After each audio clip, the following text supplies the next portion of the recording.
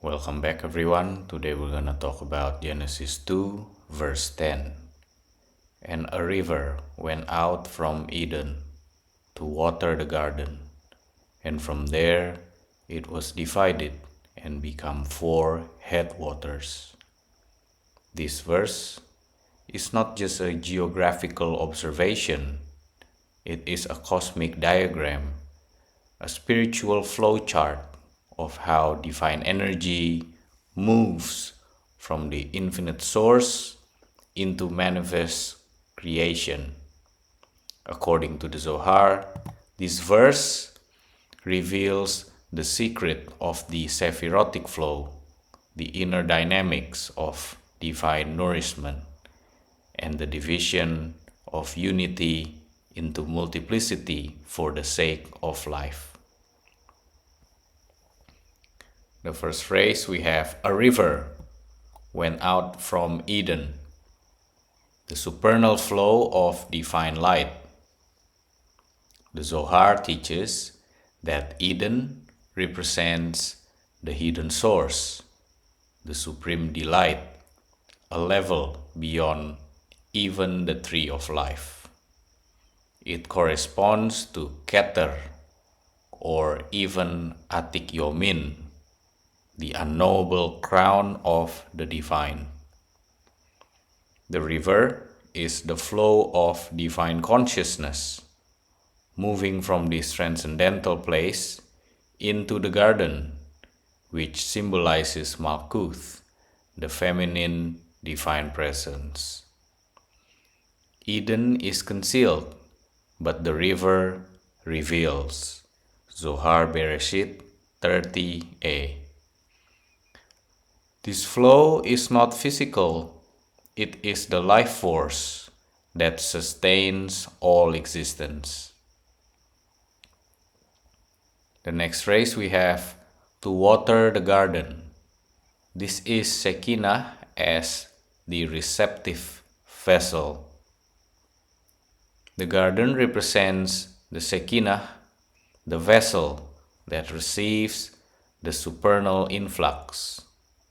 Just as garden receives water and blossoms, the Shekinah receives this divine light and distributes life to the worlds. Watering the garden signifies activating the divine feminine, allowing creation to bloom both physically and spiritually. This also symbolizes the soul receiving divine inspiration, which causes it to flourish in awareness, compassion, and elevation.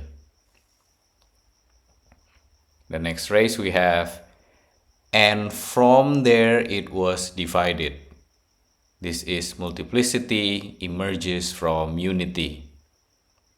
The Zohar focuses deeply on the phrase, and from there it was divided. From the single supernal river, the flow splits into 4 heads, representing the division of the one light into the 4 elemental forces of 4 worlds. These are Atzilut, which is emanation, Beriah, which is creation, Yetzirah, which is formation, Asiyah, which is action. These 4 heads also correspond to the 4 letters of the divine name, Yod He Vav He, each reflecting a different modality of expression. From Eden issues 1 river, which becomes 4 streams, 1 for each direction, for each quality, for each task. Zohar Terumah.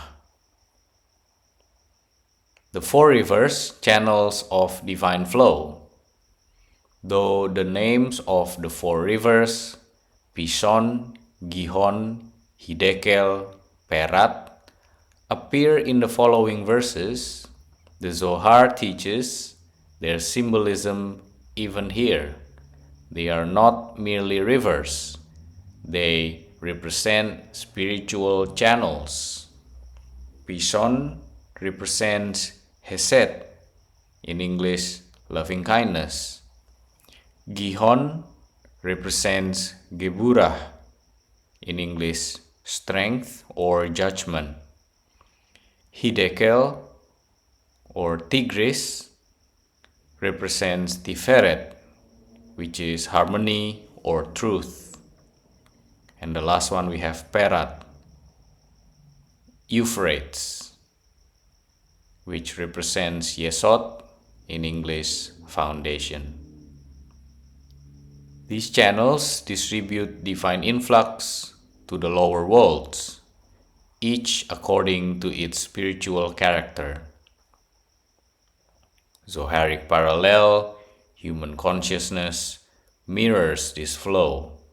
The Zohar teaches that just as the river flows from Eden to water the garden and divide, so too the divine spark within the soul flows from Keter down through the Sephirot, reaching the heart and actions. The soul mirrors the universe.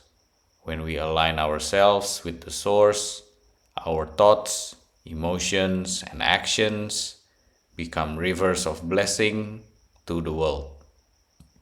Thus, this verse is not about geography, it is a blueprint for consciousness.